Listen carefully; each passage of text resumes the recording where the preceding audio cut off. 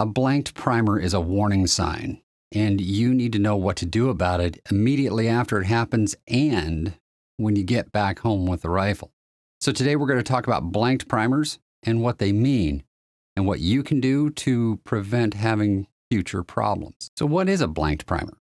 Well, in essence, a blanked primer is a situation wherein the pressure inside the case presses so hard against the brass of the primer cup that it extrudes into the firing pin hole to the point where it shears off and leaves a hole in the back of the primer, like this. Now, it may be a really bad sign. It could be a marginal sign, or, well, it could just be bad luck.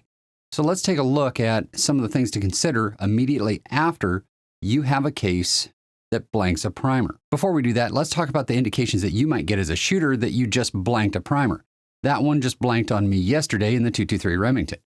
In that case, the slight amount of oil that was inside the bolt on the firing pin and firing pin spring, well, turned to smoke almost instantaneously, and I got a face full of oil smoke, letting me know that something had gone wrong. Upon ejecting the case, I took a look at it and saw that hole in the back of the primer, explaining the whole situation. And in the moment, during competition, say you're shooting an F-class match, if you blank a primer, you're going to have to take some steps to make sure that you have the best rifle possible for the remainder of the relay if it's safe to continue firing, which is the first step. Determine if that load is safe or not.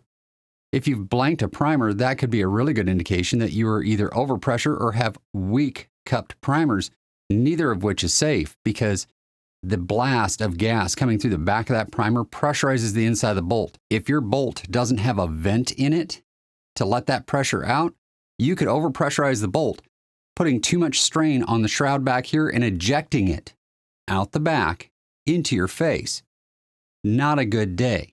I've seen a Remington bolt, even with the vent, partially eject the firing pin shroud and cocking piece out the back.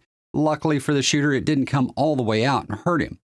So it is a risk. You have to understand that you are working with extremely high pressures and gas columns that move very fast. So do be careful. If you have a blanked primer, this is a safety problem that you need to deal with. So immediately after this has happened, if you got the bolt open, you're in pretty good shape. You didn't do too much damage. But you have a couple more things to take care of. The first is figuring out if the load itself is safe, and that involves looking at the other cases that you've recently fired. If you're starting to see cratered primers, primers that have extruded into that firing pin hole but not sheared off, you probably don't have a safe load. It may be that you have the wrong primer. It may be a variety of things, but it's not safe to continue shooting.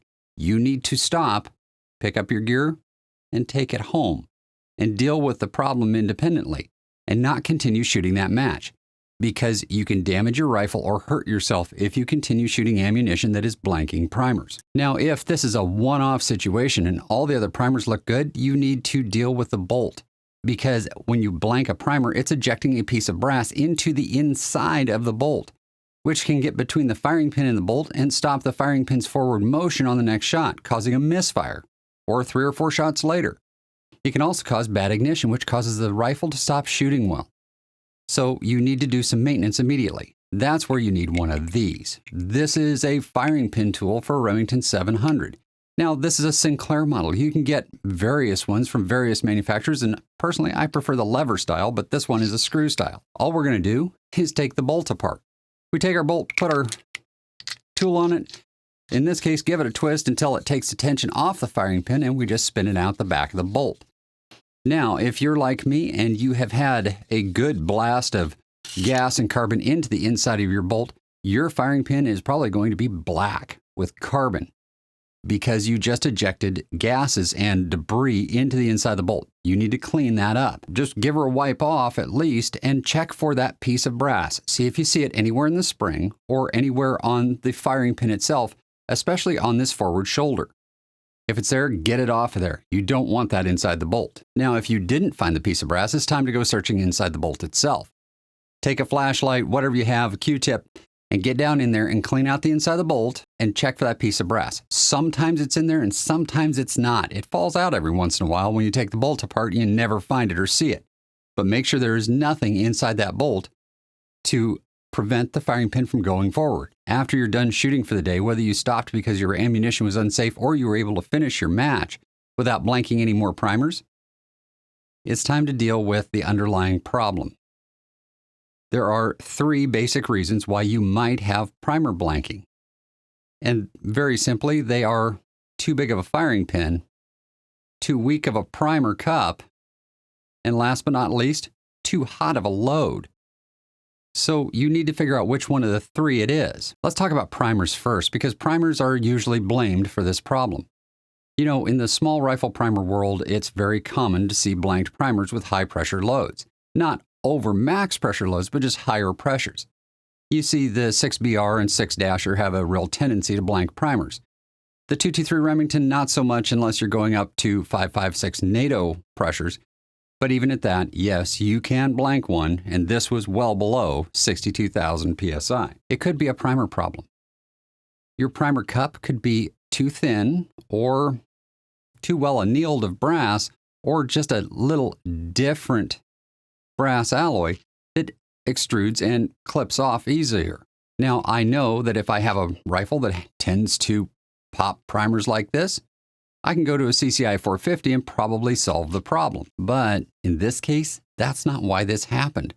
Those are good primers with a thick cup and they're very durable. They've done extremely well in my very high pressure dasher loads over the years. But those were with a 62 thousandths firing pin.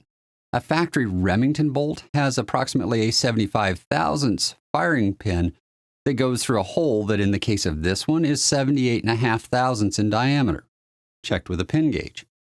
And that very large hole, mixed with a pin that's not a tight fit in it, is a recipe for blanking primers.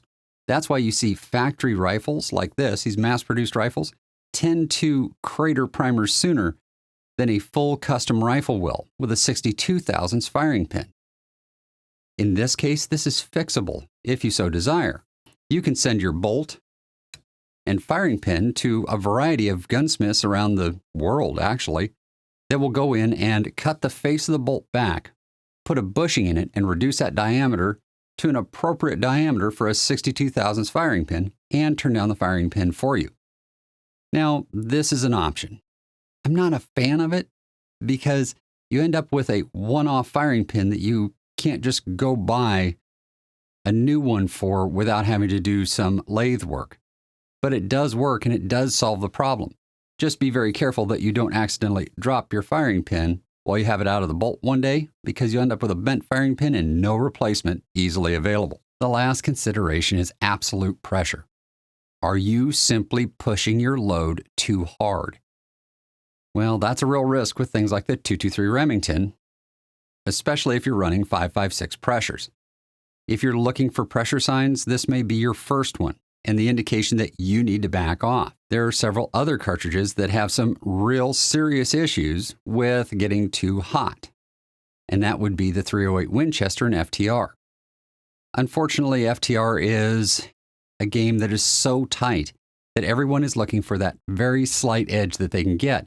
And we have a tendency to see shooters shooting rounds that are maybe a little too hot, and they'll end up blanking primers. And when they do, you'll see them disassembling the bolt 2, 3, 4 times during a relay to get that little piece of brass out of it and having misfires and other problems. Well, ultimately, if you have too much pressure, especially with a large firing pin hole, you are going to blank primers. And that is a really good indication that you need to back off on the pressure and the load a little bit. In summary, a blanked primer, a pierced primer, as some people call it, is a warning sign that you have a problem that needs to be solved in order to have a safe and accurate rifle. Because when it does this, trust me, the velocity drops and the bullet goes low. So you don't want this going on during your match. Now, it can be a variety of things, from the primer you chose being too thin in the cup, to having a less than optimal firing pin and firing pin hole geometry, to having simply too hot of a load. So guys, if you're seeing pierced primers, or blanked primers as I call them, do yourself a favor, check things out, figure out what's causing it, and get it fixed. Don't live with this problem.